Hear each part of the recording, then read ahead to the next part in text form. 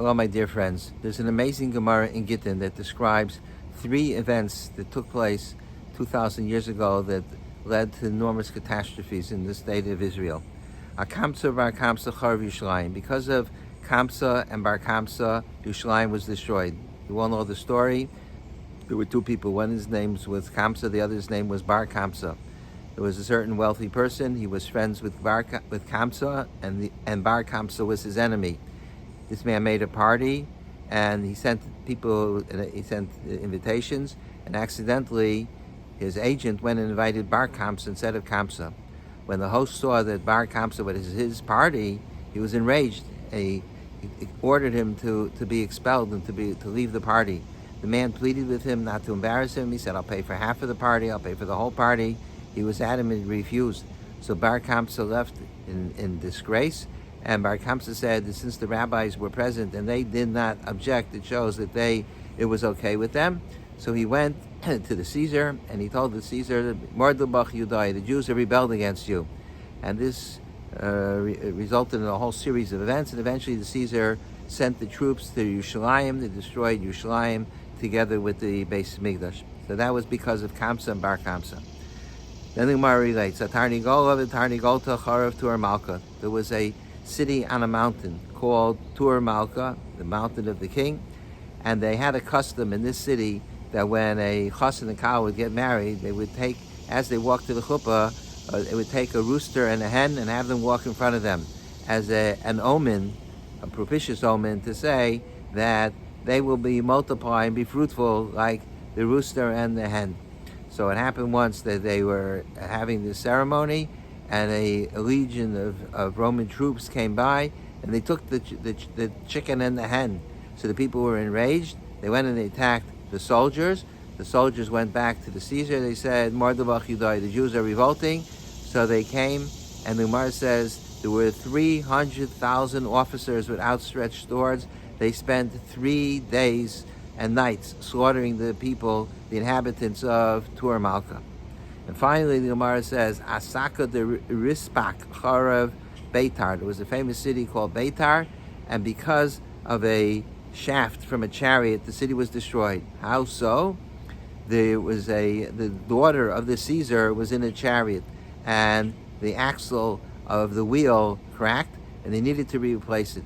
So there was a custom that they had in Beitar, that when a boy was born, they planted a cedar tree. When a girl was born, they planted a cypress. When they were later on in life, when they became chassan and kala, whichever boy and girl matched up, they would cut down the cedar and the cypress, and they would use that to fashion a chuppah. So here, the emperor's daughter was in a chariot. Her shaft, the shaft of the wheel broke. So the attendants went and they cut down these trees, the cedar tree and the cypress tree that the people had planted for chassan and kala. The people were enraged. They attacked these attendants. Again, they went back to the Caesar and they said, "The Jews have rebelled against you." So they came to Beitar, and the Gemara says that the blood of Beitar flowed from Beitar until the Yam HaGadol, to the Great Sea. There were 800,000 officers came, and they slaughtered the people of Beitar. Hundreds or maybe millions of people were slaughtered at that time. So the question that I wanted to pose is, we know the Gemara says that that the Beis Hamikdash was destroyed because of sinas chinam, because of idol hatred. I would think that the hatred manifested itself in tremendous fights and Machlokes. We only have this one story about Kamsa and bar Kamsa. Okay, it wasn't nice that Kamsa asked bar Kamsa to leave his party, but what were they fighting about already? It was a totally trivial and insignificant thing. The Gemara couldn't give us examples of or causes that were more significant that led to the destruction of the Beis Hamikdash. And secondly, why these 2 stories that follow, the story of the chicken and the hen and the shaft, what are we supposed to learn from those stories? These are, again, such trivial, silly things that the people made an issue out of. So what's the lesson for us from the fact that these cities were destroyed?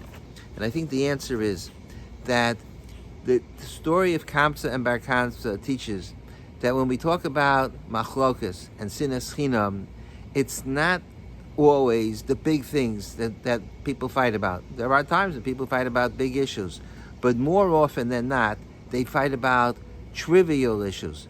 You could have families that they have a fight over what side of the toothpaste tube should be squeezed, the top or the bottom, or how should the roll of paper towels go? Should it go in or go out? These become sometimes they're bigger issues that they fight about. But a family can be destroyed over total nonsense, and that's what the Gemara is showing by Kamsa and Bar Kamsa, that because of pettiness, things that were so unimportant. What difference would it have made if Bar Kamsa had stayed at the party? He was willing to pay for the whole thing. So what would it have mattered? But because of the intransigence of the host, that's why Yerushalayim was destroyed. And the broader lesson is that if you want to be able to not have machlokes, if you want to maintain shalom, the way to do so is to be flexible. Don't get bent out of shape over little things. Because when people stand on principle, on things that are minor and insignificant, that could often lead to the total destruction of a city, of the Beis Hamikdash, of families, of shuls, of communities. And it's the same lesson in the second and third story with the chicken and the hen and the cypress and the cedar tree. What was the big deal? Why did the people make an issue out of it? And why would they start? It was foolish. They're starting up with the Romans. They were in occupation at that time. They had control of the country. So why are they starting up with them? But it's because the people were unable to be flexible. It was the principle of the matter. And when people are hung up on the principle of the matter and they don't know how to show flexibility, that leads to churban, that leads to destruction. So all three stories have a common theme, and that is that a person has to be able to bend, that a person can't be stubborn and intransigent. That's not the way you have shalom. You have shalom when people know how to get along with each other, and in order to do so, people have to be flexible. People have to be willing to give in. Now, it's true, there are times when a person has to be rigid and inflexible because there's certain things that cannot be violated. A philosophy of, well, everything goes, everything's okay, is also not right. There has to be, you have to know when to be strong and firm and when to be flexible. Things that are not important, you have to be flexible. The things that are extremely important, you have to be inflexible. But it's so important to know the balance in order to maintain the shalom. Today's my father's yard site. It's Zion of my father, Rav Chaim Mendel, Rav Yosef Dov, was nifter 6 years ago today. I want to share a story about my father that reflects these two extremes of, on the one hand, how to be flexible, and the other hand, when to be firm. My father, by nature, was a very compromising person. He was always a tremendous road of shalom. He always looked to make peace, and he was he never worried about his own covet, and he was always ready to give in. But when my father felt that there was an issue that was paramount and had tremendous significance, there was no way in the world to move my father. And my father was able to blend these two qualities. There are my brothers, Binyamin, who's Rosh Yeshiva in Chavetz Chaim in Florida, pointed this out at the Levaya when he spoke. He said, oftentimes, people who are flexible are not principled, and people who are principled are not flexible. My father was able to merge the two. How? Because he knew the balance. He knew when to be flexible and when to be intransigent. So I want to share with you a story. You perhaps remember the story. I've told it before, but it's such a powerful story. And in fact, when I was sitting Shiva in Yerushalayim, my brother told this story at the Levaya. My father and my mother, Shalom, lived in a neighborhood called Arzei Abira, which was a community of Rosh Yeshivas and great Talmidei Chachamim. When they came to me in Menachem Avil, they told me this story was the buzz of the community. Everybody was talking about it. it blew everybody away, this story. So here's the story. And again, if you remember it, I apologize, but it's a terrific story. The story was that my father was Masada Kedushin in the Young Israel Forest Hills. They had a catering hall. And if there was not a appropriate rabbi who could be Masada Kedushin, my father became the Masada Kedushin. And first he would meet with a couple. He met with many couples that were not observant, and he was their Masada Kedushin. So my father met with this couple. He had to make sure that the yichus everything was in order. Everything seemed fine. My father came to the chuppah. They had a catering hall in the Young Israel. My father came to the chuppah. The chassan marched in. My father was standing near the chassan, and he overheard one of the uncles say to another uncle, "I hope things go better this time around." So my father was appalled. What does that mean? Better this time around? What does that imply? That they were married? So he said, "What do you mean by that?" So the uncle said, "Well, she was married for a short time." My father, she was married? This is a non-observant couple. Who knows if there was a proper divorce? So he ran out immediately into the hall, and he said to the Kala, when we met, you told me you were never married, but I heard from your uncle that you were married once before. She says, that really didn't count. It was a big mistake, and we had the marriage. I was married for 7 days, and we had the marriage annulled at the end of 7 days. So my father said, you can't annul a marriage in Jewish law. You have to have a get.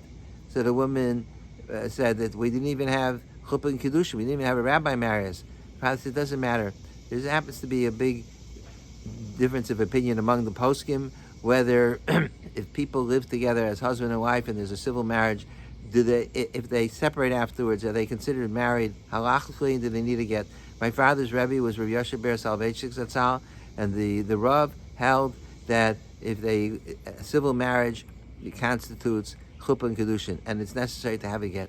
So my father tells the Kala, he says, if you didn't have a get, you didn't have a proper annulment, it doesn't make any difference, but if you didn't have a get, you're still married, and you cannot marry another husband now. My father said, this wedding is off, called off the wedding. And then he went into the hall, took the microphone and made an announcement. This wedding is not taking place. Canceled. We're not having the wedding. The couple spent a lot of money on the food. If they want to have the party, that's fine.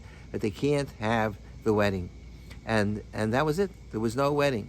Then, in the meantime, there's the second half of the story, which to me is more impressive than the first half.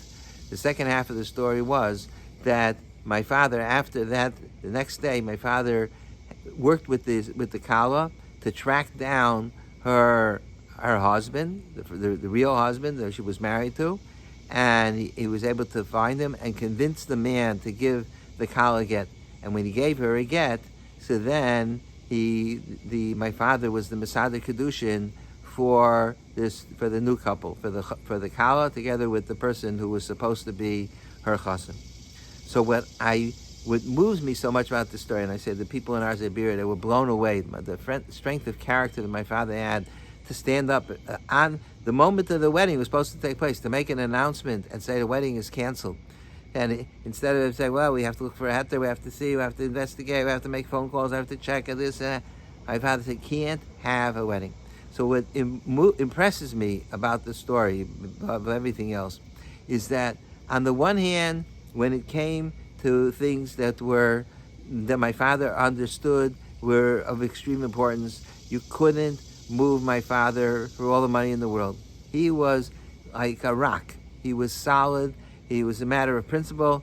He was not going to allow the couple to get married. He wasn't going to look for kunsin or eitzes or heter. You can't finish. That's the end of the story, irrespective of how embarrassing it is, not only to the chassan and kala, but to my father. That was one side of my father. But on the other hand, how in the world did my father have a relationship with the chassan and kala to the extent that he was able to marry them? Weren't they super angry at him? I'm sure that they heaped abuse on my father. I'm sure that they called my father's names. I'm sure that they attacked him and assaulted him and said this is evil. And I wasn't there, but you could imagine how angry the chassan and kala must have been at my father. They didn't just say, "Okay, you're right. I was married, so we'll call off the way." I'm sure they were furious. They were outraged, and I'm sure that they said insulting things to my father. But my father never stood on ceremony. And even though, as I say, I'm certain that they insulted my father did not bear any grudge against them, to the extent that he was able to win them over. He had to become their friend in order to be Masada the Kedushin. He won them over. And the way that my father was able to do so was that because, first of all, he had no ego, and they saw he was genuine, and he wasn't concerned about his own kavod. And secondly, my father had an ability to treat everybody like $1 million. My father always saw the good in people, and he was mechabed them in a tremendous manner. And it was with those qualities that my father was able to maintain a relationship with the Chassan Akala. So here you have my father demonstrated both qualities, which flexibility and intransigence, which one might think are contradictory, they coexisted in my father with the proper balance. When necessary, he was intransigent, he was highly principled, but when it was just a personal issue, not to be insulted or things like that, my father always looked the other way, and my father was willing to make compromises. So I think the lesson of this Gemara in Gittin is that when things are not matters of principle, there was no reason why Bar Kamsa couldn't stay at the fair. There was no reason why. So what if they took the chicken and the hen? It's not even a halacha. It was a minhag. Why did they make an issue out of that? And so what if the queen, the Caesar's daughter, needed a shaft for her carriage? So what that they cut down the cedar and the cypress trees? But the people didn't have a sense of perspective, and things that were unimportant and insignificant blew them out of proportion and made a whole tumult. And because of that, hundreds of thousands of people's lives were lost. And there's a powerful lesson here, is that Machlokes is oftentimes, maybe the majority of the time, it's not over big issues. It's over trivialities, things that are totally unimportant. And when people are not flexible, when they don't know how to bend, when they don't know how to make compromise, then with their inflexibility, they will end up destroying the world.